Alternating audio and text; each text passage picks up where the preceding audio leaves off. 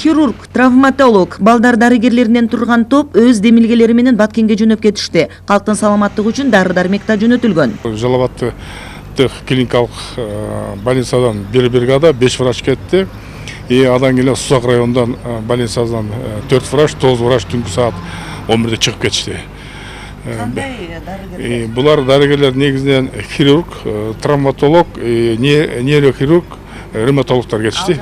Байланышып, себеби ошактын саламат сактоо министринин орун басар шакт экен, ошо байланышып, ошо керектүү врачтарды биз жөнөттүк түндө 2 бригада. Анан бүгүнкү күндө биз азыр базар кургондо да 1 бригада даяр, эгер керек болсо биз аны даяр жөнөткөнгө даярбыз. Жалал-Абад шаарынын жашоочулары жапырт жардам берүүгө даяр, алар 100 миңге жакын акча чогултушкан. Жаштар болсо Рамазан айында ыйман сабырдуулукка үндөшүүдө. Жаштары четте калбай, колубуздан келген жардамыбызды кылып атабыз.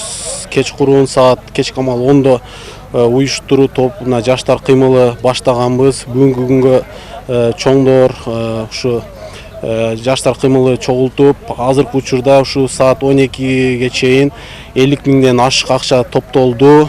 Дары-дармектердин, медикаменттердин керектөөлөрү саламаттыкты сактоо жана социалдык коргоо министринин орун басары менен макулдашылып, жетишпеген дарылар жөнөтүлдү. Миллион сомдун тегерегинде ошол жерде күйгөн үйлөргөдөн бирини куруп берели деп чечтик.